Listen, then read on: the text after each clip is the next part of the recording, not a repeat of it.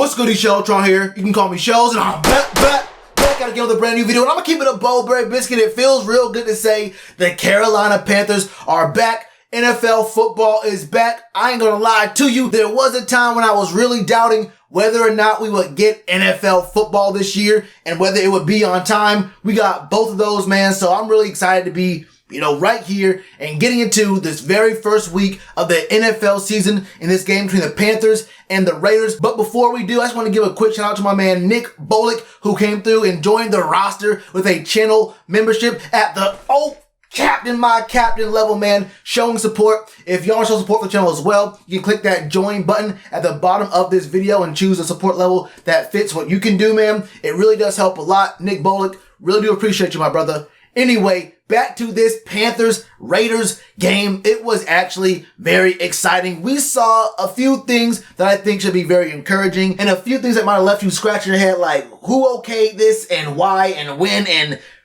does he have a job still? But we'll get into all that in just a second. What we noticed before the game even started, I think we already knew. Dennis Daly was out. Mike Schofield started at left guard for him. We saw Jeremy Chinn start at the strong side linebacker position. Jeremy Chinn is fast, he's strong, he's versatile. You're basically already in nickel if you have Jeremy Chinn at the outside linebacker spot. And it really does help out with other guys because we don't really have a very deep secondary position group. So having Jeremy Chinn at linebacker really does alleviate some other spots that need a little bit of help, and we're going to get to that very soon about some of these places that need a little bit of help. We saw Tyre Whitehead come through. He is facing his old team, and in some respects, he looked really good, and in some other respects, I couldn't show respect. But getting to the game, we had the perfect start to this game. We don't get the ball to start off. I thought, with a new coach, a new OC, a new DC, a new quarterback, a lot of new pieces on this team. You take ball first, you assert dominance, you go down the field and you score. You let them know that this is Carolina and you are here and that all these pieces you picked up in the offseason, whether they were players or coaches, they're the real deal. But this was even better because we hold the Raiders to a 3-and-out and make them punt on the very first drive. And they did everything right. They called the perfect 3 plays to test us. It was a run up the middle from Josh Jacobs. It was a 4-yard gain. And they tested us deep, right? That pass was a little bit off the mark from Derek Carr. If it was actually accurate, it probably gets caught, but it wasn't caught. And then on 3rd and 6, they passed the ball to Darren Waller, who is sitting right past the first down marker. It gets dropped. It's a pretty good defensive play, but they called, like I said, the 3 best plays to really test what this defense was supposed to be weak against, and we really showed up. We get the ball, march down the field, get a field goal, so we get points. We lead for the first time in 2020. Things look to be pretty good. We really did look okay. The offense was straight. There were times when Teddy B looked a little bit shaky, some inaccurate passes that were some of these closer range passes, like between 5 and 10 yards. And let's not pretend this is our first time seeing that from our quarterback who plays for the Panthers. We've seen that before. But I think this situation was more of a really weird training camp. No real preseason, there wasn't a mini camp. There wasn't a lot of these things that usually happen in the offseason for a team. So that's more of a chemistry and a timing issue with the receivers. There was a one pass to Seth Roberts that could have been like a 20-yard gain up the right sideline. It just sailed over his head, and there were definitely a few more, but overall, I thought Teddy played pretty solid. There were some things I wanted to see more from him, but overall, I thought he played really good. But one guy who I did not think played really good, and one guy who I said will not play really good, not because I don't want him to, but because I have seen enough from his first couple years in the league and his attitude toward anyone who wants to tell him anything, whether it's teammates, coaches, people in the media. He does not know how to take criticism, how to be coached, and how to fix the problems that people are talking to him about. I'm talking about Donte Jackson. Look, if Josh Jacobs, the guy who should have been the offensive rookie of the year last year, if he scores at the 1-yard line, it's cool. Josh Jacobs is the truth. I have no problem with that. Josh Jacobs is a good running back. This kid should have been the offensive rookie of the year last year. They gave it to Kyler because he's a quarterback, but Josh Jacobs had a better year than Kyler Murray did. I have no problem at all with Josh Jacobs scoring at the 1-yard line. What I have a problem with is Donte Jackson proving once again he is very, very scared to tackle. If you watch the play where Josh Jacobs scores the first of his 3 touchdowns in this game, you'll see Donte Jackson diving at Josh Jacobs' ankles, not with his shoulders, not with his hands, not even with his helmet. This man rolls with his back forward. He tries to hit Josh Jacobs with his back. And Josh looks down, looks up at the goal line, looks back down at Donte, and treats him like AI did to Ty Lue about 20 years ago and said, I don't know what you doing down there, but I got an appointment right there. Donte Jackson did not touch a single thing on this earth but a blade of grass.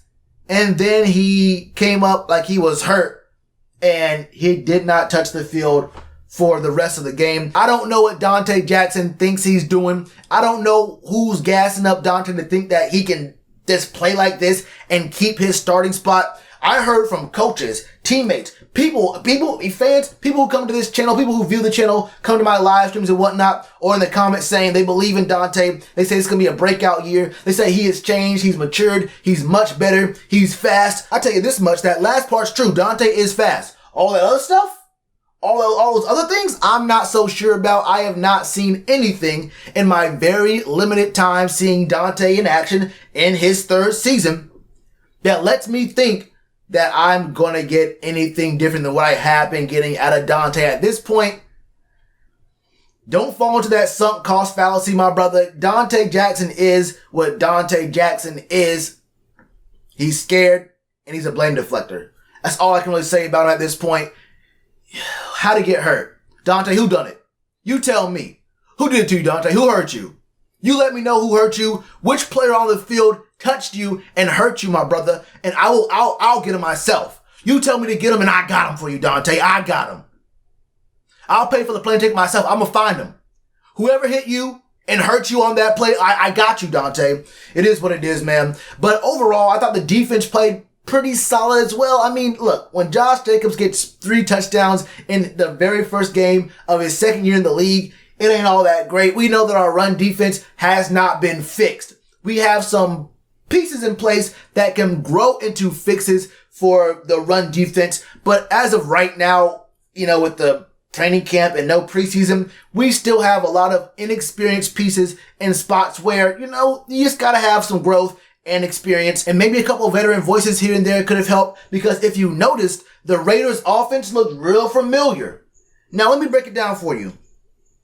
Relying on your running back heavily, finding your tight end out in space, quick passes, and rolling out on bootlegs and just design rollouts for your quarterback to get away from pressure. Now, what team does that remind you of? It reminds me of the Panthers from about 2, 3, maybe even 4 years ago. You find your receivers when you can, but for the most part, you're doing those things and you're trying your best to get the ball out of your quarterback's hand. And it looked to me like the Raiders were running a Carolina Panthers offense. You know what, not even 4 years ago, more like 2 years and 3 years ago, it looked like they were running a mirrored version of what we used to do here in Carolina. And if we had some guys who used to be on the team, they could have said, hold up, we did that with Cam not too long. Hey, stand right here. Make sure this doesn't happen, and we can make some things work for us right here. And that's one of those situations where you can say that, but at the same time, if you don't really have the talent or the other guys with experience in place, it's kind of hard to actually react appropriately to those situations, even if you know it's coming. So that just comes with time and experience, and some of these guys just getting their feet under them. No one is really in NFL game shape right now. We've been doing practices with the same people for the past couple months, no preseason. You're going to see some sloppy play on both sides of the ball, but I think we saw a little bit sloppier play on defense than offense. Like I mentioned earlier, the offense looks solid. I really do think that Teddy Bridgewater he had a pretty good game. We kind of ignored C-Mac early on, and then in the second half, we said, hold up, let's go ahead and go back to what we know. Let C-Mac test the ball, let him catch it, let him run with it, and we can probably make some moves from there. And in some ways, I couldn't be mad. You wanted to see how the offense looked when you weren't just spamming Christian McCaffrey, do this, do that again. You want to see what the other guys could do, and you got away from him a little bit, because if you can survive without C-Mac, then imagine what you can do with him in the scheme. So I wasn't too mad at seeing Joe Brady try to get away from him a little bit to start the game and see what he had without C-Mac. But it became very apparent that Christian McCaffrey is an integral part of this offense.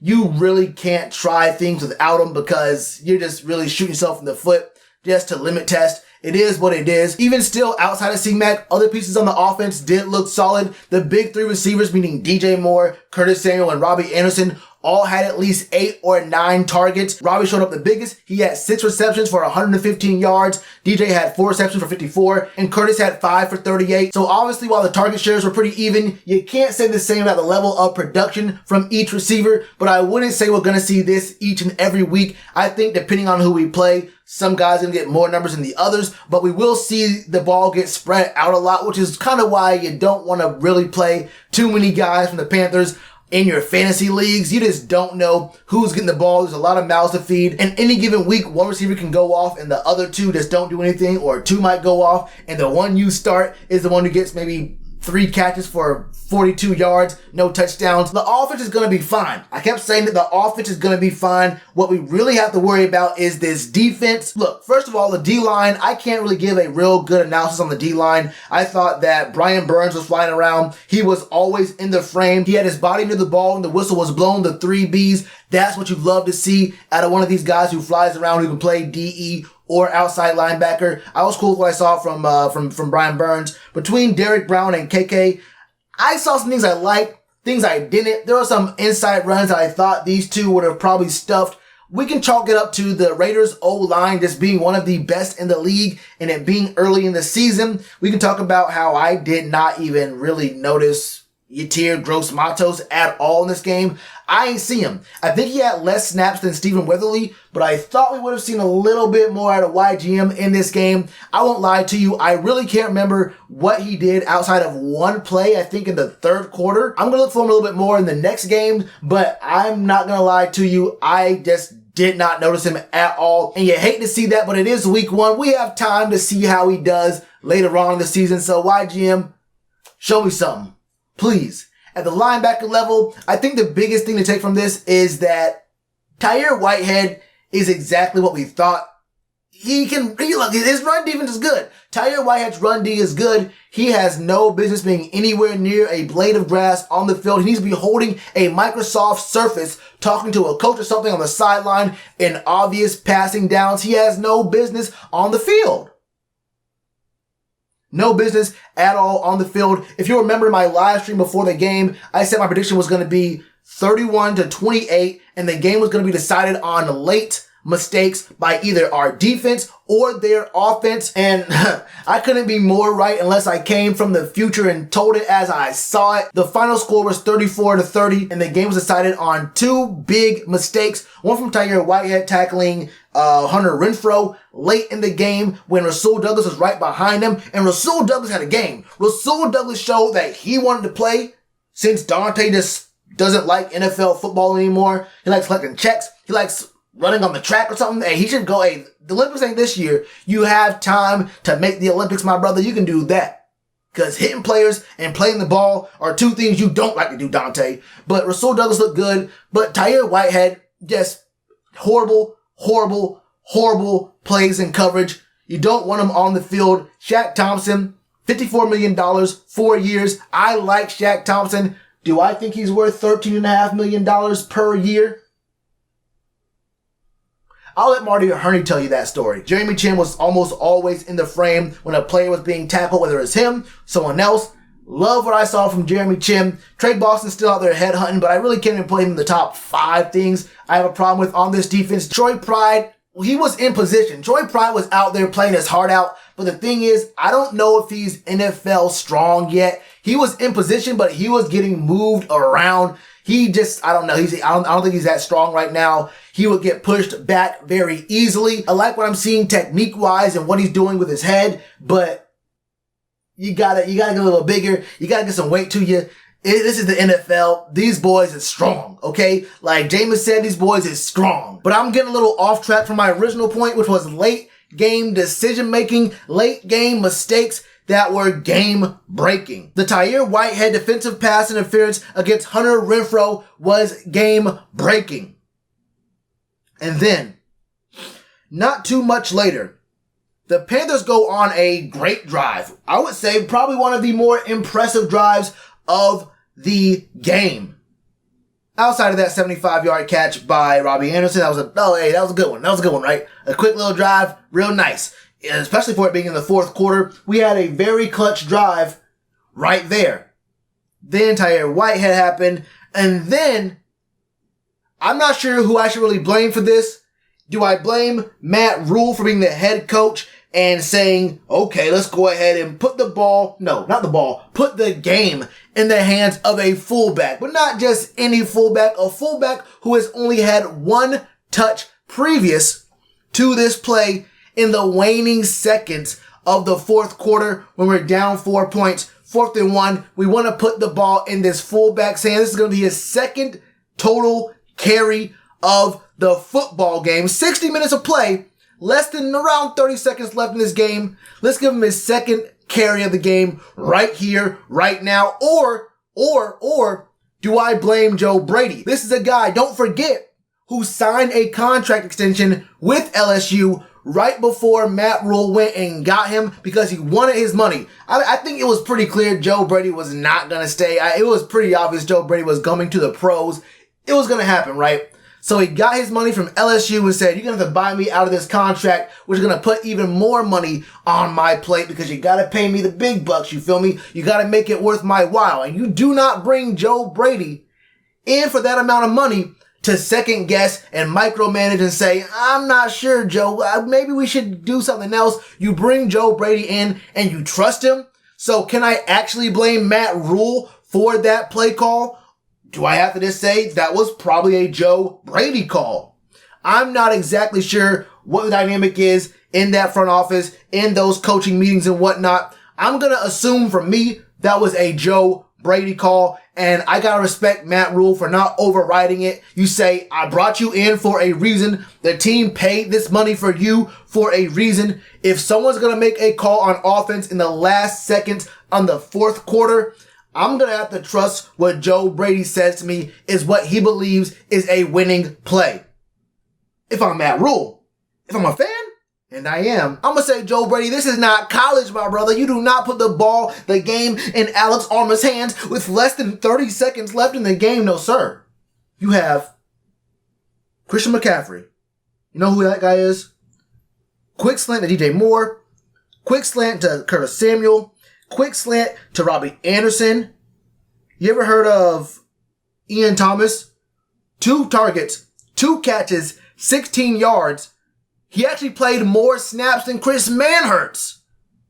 He didn't start the game. I thought he was too hurt. I thought you started Chris Manhertz because Ian Thomas was too hurt. That was not the case. I'm pretty sure Chris Manhertz played 36 snaps. Ian Thomas played 44. And there was only 1 target and 1 reception separating those two from the past game contributions. Let me tell you this real quick, Joe Brady. You're going to want to use Ian Thomas. This kid can be a factor if you let him, or otherwise it becomes yet another swing and miss from Marty Hurney because we do not use these young players either effectively or enough to actually get their skill set out. And they're going to go to the team and someone's going to say, whoa, the Panthers had this? Hold on, let me use this a little bit better and he can have impact in our offense. Ian Thomas can be an impact player if you let him. It is what it is. We lost a game from 2 very bad, mindless, brainless, unthinkable mistakes that I think moving forward, we try to fix. I don't know how you fix Tyre Whitehead being on the field during obvious passing downs, but you can fix late game offensive play calling where you do not put the ball in the fullback's hand. That's very easily fixable. Now let's see if we actually do fix it. Overall, I thought this was a good game. It was actually competitive, wire to wire. It was a very close 4-point game that came down to the very last play. Very close to the end zone. We had some good drives on offense. The defense showed it was kind of bend but don't break. There were some very clear deficiencies in covering in the run game. Darren Waller could have gone off for even more. I think he only had 3 catches for 34 yards, somewhere around there. I think if the Raiders really wanted to push that, they could have pushed Darren Waller because he was getting open often. This man was just waltzing through in the middle of the zone like, I'm going to just be here. We had no answer for him. They just went away from him, which is even more surprising when Henry Ruggs went out kind of early in the game as well. So in a way, a 4-point game against a team that was missing probably their best and fastest receiver and scheming away from their best offensive threat outside of Josh Jacobs and Darren Waller, that's kind of tough because those two were not as big of a factor late game as they probably could have been. Let me know all your thoughts in the comments below, and you already know what to do with that like button. Cheers to you, appreciate the chance. Being told y'all I been the man. Being told y'all I had the gift. Tell a friend to tell a friend. Real ones gonna recommend. Count this as another win.